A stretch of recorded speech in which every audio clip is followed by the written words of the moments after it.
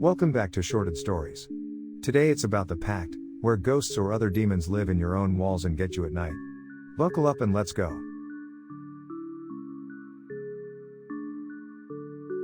In San Pedro, California, Nicole Barlow is at the home of Judy, her mother who recently died.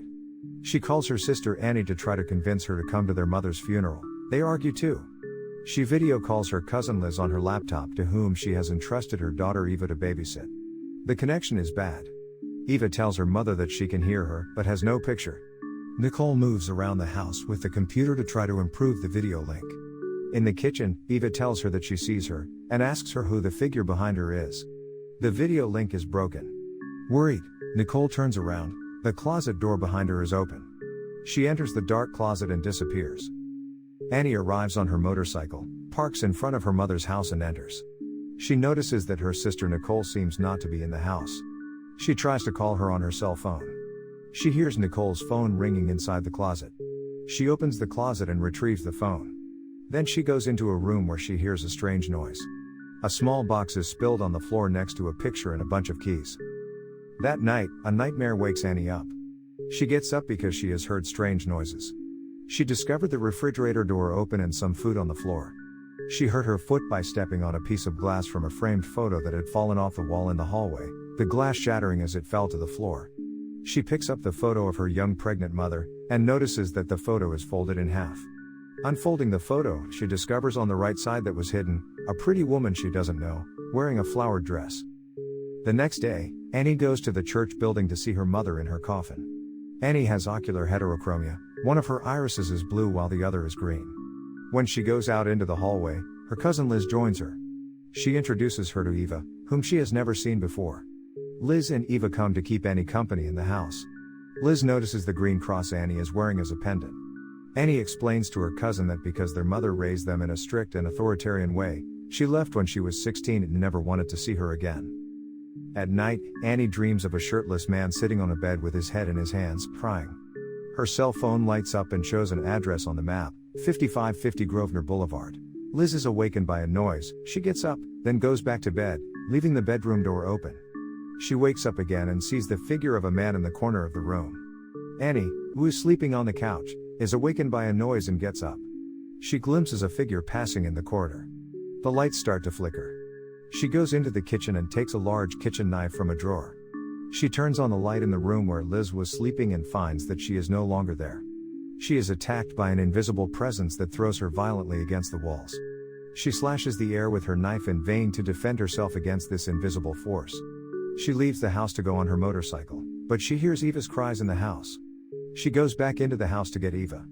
The knife is stuck in a wall in the hallway. Eva is curled up in terror on her bed. Annie takes her in her arms and they escape from the house. They find refuge in the police station. The police don't believe Annie's story and think she is crazy. She is the prime suspect in the disappearances of Nicole and Liz. Police officer Bill Creek is willing to try to help her understand what happened. Annie refuses to return to the house and goes to sleep in a motel. That night, her cell phone turns on and indicates the same address on the map. The sound of it wakes Annie up and she looks at the photograph of the place. It is a park with a bench next to which seems to stand a woman whose image is blurred. The next day on the internet with a laptop she looks at the photo of the address indicated. Even with the zoom, the image of the woman is still blurred, like a white lady. When changing the angle of view, it seems that the woman dressed in a flowery dress is pointing at something with her left hand. That night, Annie's nightmare begins again. In a nearby hotel room, she sees the shirtless man sitting on a bed, his head in his hands, crying. Then, back in her hotel room, the lights start to flicker and she sees a decapitated woman in a floral dress lying on her bed. Annie leaves to escape from the room but the door closes. She wakes up from this nightmare in panic. While looking at the floor plan of her mother's house, Annie notices that there is a room she doesn't know exists. Accompanied by Bill Creek, she returns to the house. She realizes that the knife is stuck in the wall at the front door of the secret room. She rips off the plasterboard that hid the door to the condemned room. The door is locked. Annie goes to get the bunch of keys that had fallen out of the box. One of the keys unlocks the door. The room is dark and almost empty. She notices that the walls of the room are pierced with small holes at eye level. They allow her to observe what is going on in almost every room of the house. Annie is convinced that her mother's ghost is sending her all these clues. Creek says he is going to take pictures of the inside of the house. Annie goes to Giles' house where there is a deafening music. She asks to meet his sister Stevie, who she went to high school with. She asks for her help as a psychic. Giles is very protective of Stevie. The three of them enter the house. Stevie feels the presence of a woman. She reveals that she is the one who makes the lights flicker because she absorbs all the electricity. In front of the closet that serves as a closet, Annie explains that this is where she, or her sister, was locked up by her mother when she punished her. In the hidden room, Stevie feels a second presence and has a hysterical fit. She collapses on the floor and is pulled under the metal frame of the bed, repeating Judas. They see a woman dressed in a floral dress floating above them. Annie recognizes the woman in the photo and realizes that it is her ghost, not her mother's, that is haunting the house. They rush out of the house. Annie presses Stevie, who is still in crisis, with questions and cannot give a coherent answer. Giles puts her in the car and they leave. In her motel room, Annie does some internet research about Judas.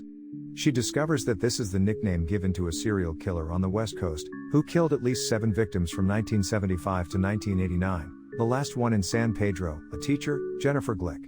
She was found decapitated on October 11, 1989. Annie recognizes in the photos the ghost of the woman who haunts her mother's house, and especially the floral dress she wears.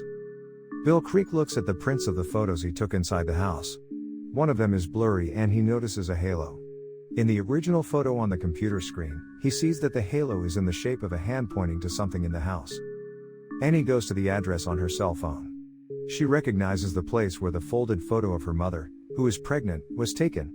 She discovers that the white lady, Jennifer's ghost, is pointing to the church building. Bill Creek enters the house and goes to the room where the apparition is in the photo. The hand pointing is invisible to the naked eye. It only appears through the camera lens. The finger points to the closet door. He opens the closet door, turns on the interior light which flashes and goes out. He places the camera on the floor and begins to inspect the inside of the closet. Through the camera lens, we see a figure walking. Annie enters the religious building. On the bulletin boards inside, she recognizes in a photo her mother next to Jennifer. Jennifer wears the green cross that Annie wears today as a pendant. Also in the photo is a man named Charles Barlow. Creek inspects one of the rooms. The light in the hallway starts to flicker. He is stabbed by surprise in the throat and dies. Annie goes to the registry office. The employee tells her that Charles is her mother's older brother. She discovers the existence of this uncle whom she never knew. Annie calls Stevie, who advises her to contact the ghost since she has the green cross that belonged to Jennifer. Annie moves to the secret room and draws a Ouija board on the floor to contact the ghost. The ghost confirms to her that it is Jennifer Glick's ghost, as well as what she suspected, that Judas is her uncle, and what was announced in the press, that he is the one who murdered her. The ghost is pointing out where to find Judas, when Annie sees a part of the floorboards lifting. She hides behind a curtain. Judas moves the metal frame of the bed and emerges from the basement through the secret trapdoor. Annie understands that he has been living hidden under the room for years. Judas doesn't see her. He dismantles one of the shelves and slides a trapdoor that gives him access to the closet. He sneaks in and out of the room. Annie looks through the holes in the walls. She sees Judas open the refrigerator and eat. She goes down through the trapdoor and discovers Creek's dead body lying on the floor next to the stairs. Annie takes Creek's gun. Then as she comes out, she sees Nicole's head hanging on the other side of the stairs. Annie exits the basement. Through one of the holes in the walls, she sees her uncle in a room sitting on the bed, his head in his hands, just like in her nightmares.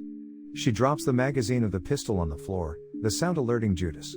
She hides behind the curtain. He sneaks through the trapdoor of the closet into the room. She tries to shoot him, but he knocks her out with the board of the shelf. Annie wakes up locked in the closet, her wrists tied and her hair tied to a pipe. She unhooks a coat hanger which she twists into a weapon and opens the closet door. Judas approaches with his knife. He wounds her, but she manages to push the hook of the hanger in his side. He drops his knife. She recovers the knife and slices her hair while he pulls the hook out of her side. The ghost pulls Annie through the trapdoor into the secret room. She picks up the gun that is left on the floor. Judas chases her through the trapdoor. She shoots him in the middle of the forehead. The doors open. The ghost leaves the house. Annie notices that her uncle also has ocular heterochromia. She sells her mother's house and returns home to live happily with Eva, whom she has taken custody of. Renovation work has begun in the house. Through a hole in the secret room, an eye opens and looks.